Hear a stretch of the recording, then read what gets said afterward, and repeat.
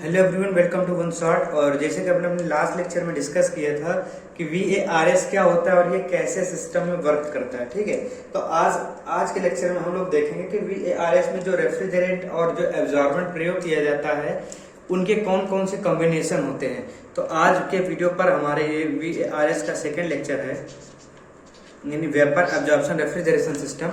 इस पर जो कॉम्बिनेशन हम रेफ्रिजरेंट के जो कॉम्बिनेशन प्रयोग किए जाते हैं उस पर जो पहला होता है वो होता है NH3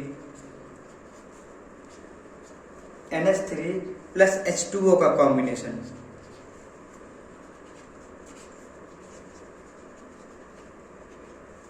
NH3 प्लस H2O का कॉम्बिनेशन। अब यहाँ पर हम लोग देखते हैं NH3 जो होता है वो रेफ्रिजरेंट के प्रयोग होता है, एज ए रेफ्रिजरेंट प्रयोग होता है। जो ये H2O होता है वो एज ए एब्जॉर्बेंट प्रयोग होता है, वो एब्जॉर्बेंट का प्रयोग होता है। अब इसका वर्किंग क्या होता है, इसका हम क्या कहते हैं, एक रिटन PDF मिल जाएगा आपको, उसका नोट्स मिल जाएगा आपको। सिर्फ ये समझना है कि ये कैसे कैसे वर्क करता है। ठीक है, तो जैसे हम लोग देखते हैं यहाँ पर, अगर हम लोग जो पूरा सिस्टम है, अगर हम यहाँ पर NH3 का प्रयोग करें और H2O का प्रयोग करें, ठीक है, तो हम लोग यहाँ से देखेंगे कंडेंसर क्या, हम लोग यहाँ से देखेंगे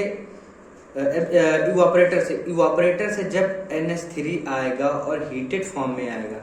NH3 जब इवापोरेटर से आएगा और हीटेड फॉर्म में आएगा, तो जैसे हीटेड फॉर्म में आएगा तो यहाँ पर भरा होगा एब्जॉर्बेंट के रूप में H2O, एब्जॉर्बेंट के रूप में भरा होगा, यहाँ पर एब्जॉर्बेंट के रूप में भरा होगा H2O। क्या होता है कि जैसे ही NH3 यहाँ से आएगा और NH3 H2O के साथ मिक्स होगा तो ऊपर चला जाएगा NH3 प्लस H2O का लिक्विड फॉर्म जाएगा,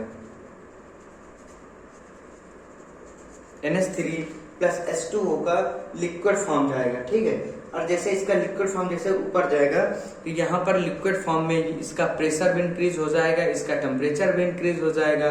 और जैसे ही ये जनरेटर में जाएगा, जनरेटर में क्या होगा कि H2O तो 100 डिग्री सेल्सियस पर हमारा क्या कहते हैं हीट वेपर फॉर्म में जाता है, लेकिन NH3 जो अमोनिया होती है वो लो टेम्परेचर यानी 100 से पहले ही क्या होता है वो वेपर फॉर्म में बदल जाता है। यानी जैसे ही उस टेम्परेचर पर आया तो ये वेपर फॉर्म में बदलना स्टार्ट हो गया और जो H2O है वो यहाँ से वापस यहाँ पर एब्जॉर्बेंट में आना स्टार्ट हो गया। अगर कोई फॉर्म कोई लिक्विड अगर H2O का ऊपर जाता भी है तो रेक्टिफायर क्या करता है, उसको वापस भेज देता है, वापस जनरेटर में भेज देगा। और जनरेटर क्या करेगा, उसको या तो फिर रीहीट करके ऊपर भेजेगा या तो फिर H2O के द्वारा एब्जॉर्बर में चलाएगा, मतलब के पाइप के द्वारा एब्जॉर्बर में चलाएगा। और आगे NH3 क्या होगा, NH3 जो केवल बचेगा वो आगे एज ए रेफ्रिजरेंट प्रयोग होगा, उसको सुपर हीटेड भी होगा।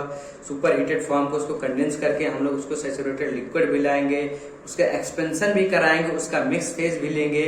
और इसके बाद जैसे ये है ये पूरा साइक्लिक प्रोसेस स्टार्ट हो जाएगा। ठीक है, जैसे ये है इसमें हम NH3 का प्रयोग कर रहे हैं तो उस हिसाब से होगा। तो इसके क्या क्या होते हैं, NH3 का प्रयोग करते हैं तो क्या क्या होता है, तो इसके हम पॉइंट वाइज हम देखेंगे, इसको पॉइंट वाइज देखेंगे। तो पहला पॉइंट हम लोग क्या देखते हैं कि जैसे NH3 का प्रयोग करते हैं तो क्यों करते हैं, तो NH3 क्या होता है कि इंडस्ट्रियल एरिया पर बहुत ही ज्यादा अच्छा होता है, क्योंकि ये -15 डिग्री सेल्सियस तक टेम्परेचर को मेंटेन कर सकते हैं, यानी -15 डिग्री सेंटीग्रेड के लो टेम्परेचर को मेंटेन कर सकता है, कि लो टेम्परेचर को मेंटेन कर सकता है।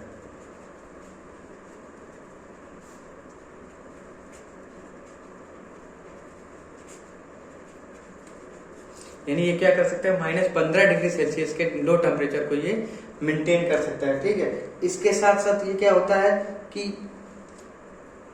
ये एक जहरीली गैस होती है, ये एक जहरीली गैस होती है। NH3 क्या होती है, अमोनिया क्या होती है, यह एक जहरीली गैस होती है।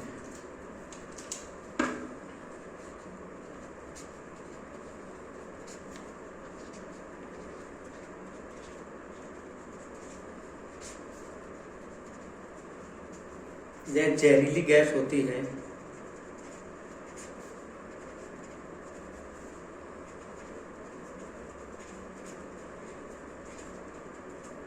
इसीलिए इसका प्रयोग घर में नहीं होता।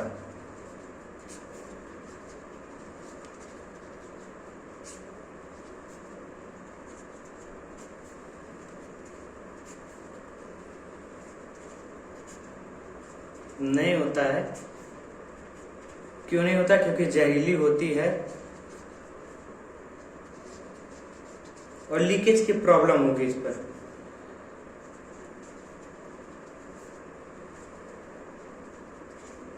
अब मान लीजिए लीकेज की प्रॉब्लम क्या होगी। मान लीजिए कि एक कोई फैक्ट्री है, ठीक है, और उस फैक्ट्री में सिर्फ मशीनें रखी हैं, बहुत प्रकार की लेथ मशीन रखी है, तो वहां पर हम क्या NH3+H2O का प्रयोग कर सकते हैं? डेफिनेटली कर सकते हैं, क्योंकि वहां पर अगर NH3 लीक हुई तो हमारी जो मशीनें रखी हैं, हमारे जो ट्रैक्टर्स के पार्ट रखे होते हैं, मशीनों के पार्ट्स रखे होते हैं, उन पर NH3+H2O का कोई भी इफेक्ट पड़ेगा नहीं। वहां पर ह्यूमन तो होते नहीं, मशीनें रखी होती हैं, पर जब कोई जाएगा तो NH3 क्या होता है? बदबूदार होता है। NH3 बदबू करता है, तो हमें पता चल जाएगा कि लीकेज हो रहा है और हम वहां से हट जाएंगे। तो इस प्रकार से NH3+H2O का प्रयोग क्या होता है? यह इंडस्ट्रियल प्रयोग होता है, ठीक है, इसका प्रयोग इंडस्ट्रियल किया जाता है।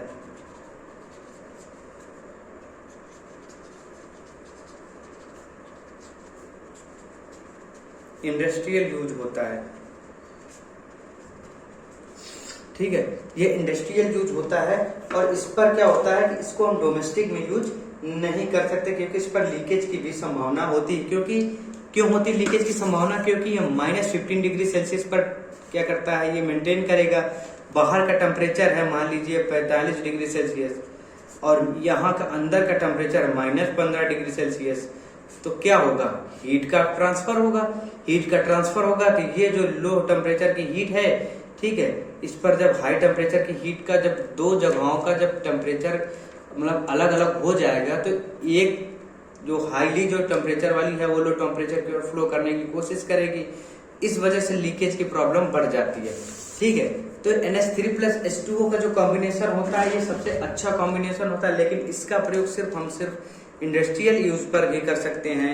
इसका प्रयोग हम लोग घरों पर नहीं कर सकते, डोमेस्टिक में नहीं कर सकते। तो अब मान लीजिए कि हमें कोई मॉल है, शॉपिंग मॉल है, ठीक है, 4 फ्लोर का शॉपिंग मॉल है, और वहां पर हमें अगर प्रयोग करना है तो वहां पर भी हम अमोनिया का प्रयोग नहीं कर सकते, क्योंकि वहां भी एक बड़ी जगह होती है, और बड़ी जगह होने के साथ साथ वहां पर भी लोग इकट्ठा होते हैं। तो वहां पर हम क्या कर सकते हैं? वहां पर भी अमोनिया का प्रयोग नहीं कर सकते। तो वहां के लिए, उस स्थान के लिए एक दूसरा रेफ्रिजरेंट प्रयोग किया जाता है, और उस रेफ्रिजरेंट का नाम है, हम लोग भी देखते हैं, उस रेफ्रिजरेशन का नाम है लिथियम ब्रोमाइड प्लस जल, यानी +H2O, ठीक है। जो सेकेंड में जो यूज होगा वो होगा lithium bromide plus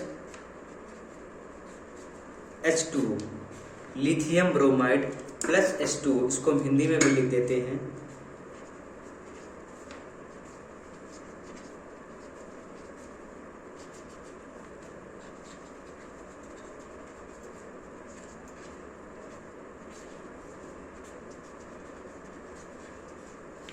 lithium bromide plus H2O, ठीक है।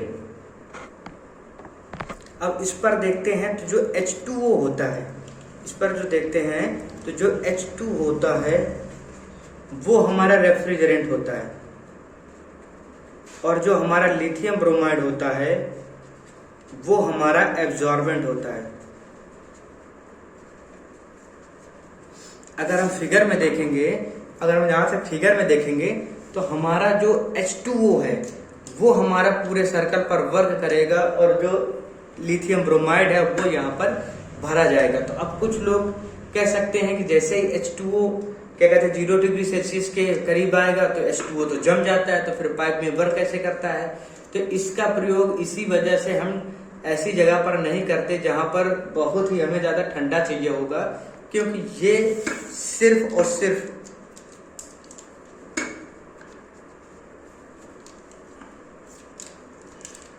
ये सिर्फ और सिर्फ 5 से 7 डिग्री सेल्सियस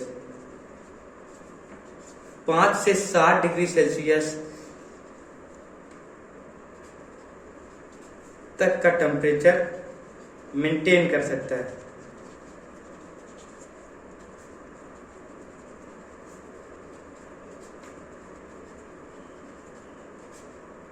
ये सिर्फ 5 से 7 डिग्री सेल्सियस, क्योंकि हीट एक जो रेफ्रिजरेंट का प्रयोग हो रहा है वो H2O है, और H2O क्या करेगा, जैसे ही 4 से नीचे आएगा तो उसकी डेंसिटी घट जाएगी, और जैसे ही 0 पहुंचेगा तब तो बिल्कुल से हाईली डेंसिटी उसकी बढ़ने लगेगी, और जैसे 0 पहुंचेगा डेंसिटी हाईली हो जाएगी, और क्या होगा, वो हमारा लिक्विड फॉर्म में बर्फ में बनना स्टार्ट हो गया, यानी कि उसकी डेंसिटी बढ़ने लगेगी, मतलब ज्यादा डेंस हो जाएगा, ज्यादा उसे हो जाएगा, मतलब घनत्व उसका अधिक हो जाएगा। तो इसकी वजह से क्या होता है कि जो रेफ्रिजरेंट है वो रेफ्रिजरेंट 5 से 7 डिग्री सेल्सियस का टेम्परेचर ही मेंटेन कर सकता है, और इस पर वाटर एज ए रेफ्रिजरेंट होता है, तो इसके लीकेज से कोई प्रॉब्लम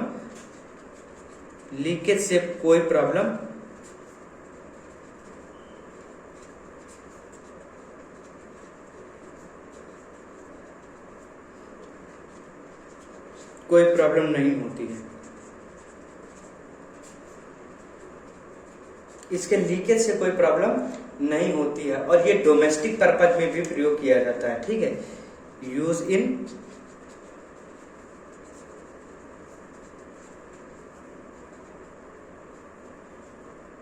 डोमेस्टिक पर्पज,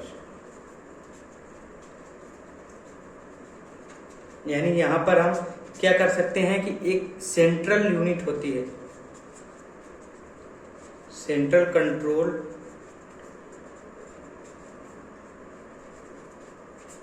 द्वारा एस्टेब्लिश करते हैं।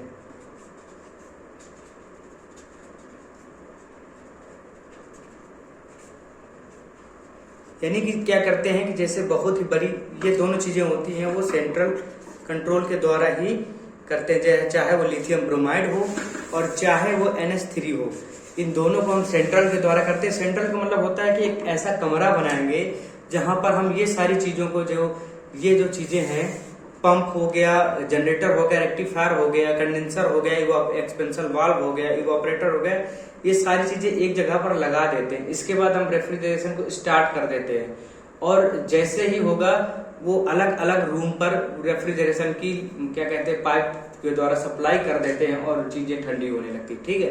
तो जैसे ही देखते हैं, जैसे कि आप मॉल में देख सकते हैं, तो वहां पर मॉल में AC लगी होती, तो पर रूम AC नहीं लगी होती है। जो होता है, जो रेफ्रिजरेशन होता है, वो हर एक रूम में पर्सनली नहीं होता है कि पर्सनली एक इवापोरेटर या कंडेंसर लगा हो। वहां पर एक रूम होता है जहां पर ये पूरी चीजें स्टेब्लिश होती हैं, और वहां से ही, सेंट्रल से ही पूरी चीजों को कंट्रोल किया जाता है, ठीक है। तो थैंक यू, आज के लिए इतना ही। कल हम लोग देखेंगे कि VARS की COP क्या होता है, इसके एडवांटेज क्या होते हैं, इसके डिसएडवांटेज क्या होते हैं, ठीक है। ये सारी चीजें हम अपने नेक्स्ट टॉपिक पर, नेक्स्ट लेक्चर पर हम लोग अपना डिस्कस करेंगे। तब तक के लिए थैंक यू वेरी मच।